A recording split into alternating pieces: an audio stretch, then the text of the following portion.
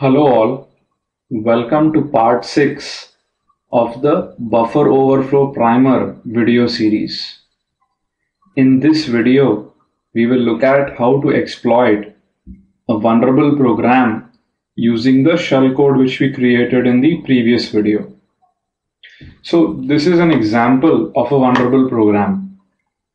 Very simple program where we have a buffer of 80 bytes and there is a user supplied input which is stored in argv1, and then we have the vulnerable function string copy which simply copies argv1 into the buffer without really checking for the size of argv1 and the size of the buffer. So very typical kind of a vulnerable program where there is no bounds checking happening. So how would we go about exploiting such a program? First, let's go about looking at the stack of this vulnerable program ExploitMe.c.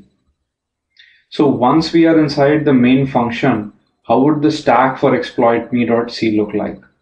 Now we've arranged this from low memory to high memory. And if you remember in the assembly language primer, as we talked about, in the lowest memory we would have the buffer local variable which is of size 80 bytes.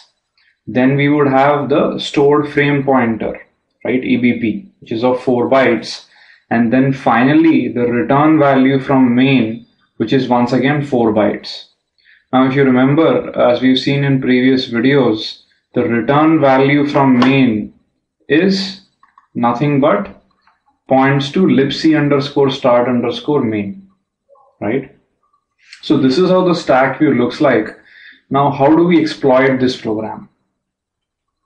So let's understand this a bit better.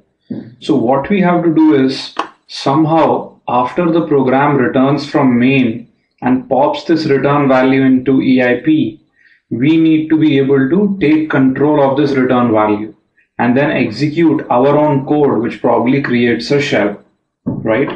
So how do we do that? So we have to somehow push in our shell code and have it overlaid onto this memory location, as well as change the return value appropriately.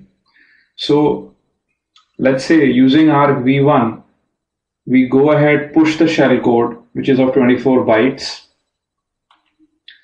And then we go ahead, pad it with an additional 60 bytes. It does not really matter what this is, apart from the fact that it should not be null. And then we have our pointer, which actually points to the shellcode which needs to be executed, and that is 4 bytes. Now if you look at it, I've mapped it exactly to the previous stack layout. So basically what needs to happen is that in place of buffer and EBP together, we would basically have our shellcode and some padding wherever required, depending on the size of the shellcode. And then on the return address, which is stored on the stack, we need to override that with our own pointer to the shellcode, right? So this is what we have to do. So how do we go about doing this?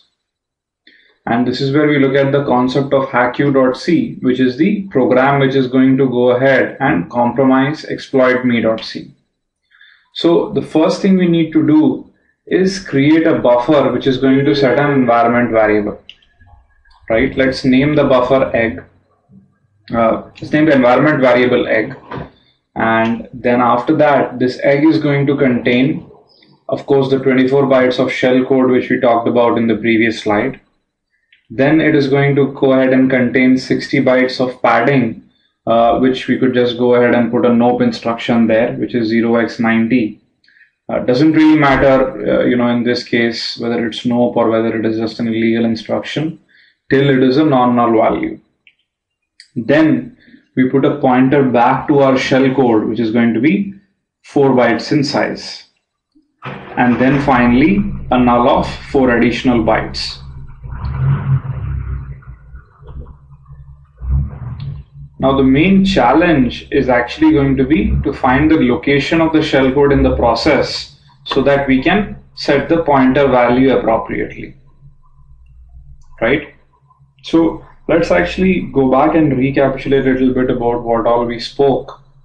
So basically, if you look at it, what we need to do is, this is the stack layout of the program. We have the buffer 80 bytes, we have the frame pointer EBP 4 bytes, and the return value 4 bytes. Currently, the return value points to libc underscore start main, right? We need to make it point to our shell code. But where do we store our shell code? We need to store our shell code somewhere in this buffer, which we are going to overwrite, right? So what we do is, in argv1, we are going to have a shell code, then some amount of padding depending on the size of the shell code. And then finally, we will also have the pointer, which is going to overwrite the return address. And this pointer points back to our shell code. So this entire stretch of 24 plus 60 plus 4, which is 92 bytes, 88 bytes, right, is what is going to be our value of argv1, which is going to overwrite the buffer on the stack, right? Now coming back, how do we do that?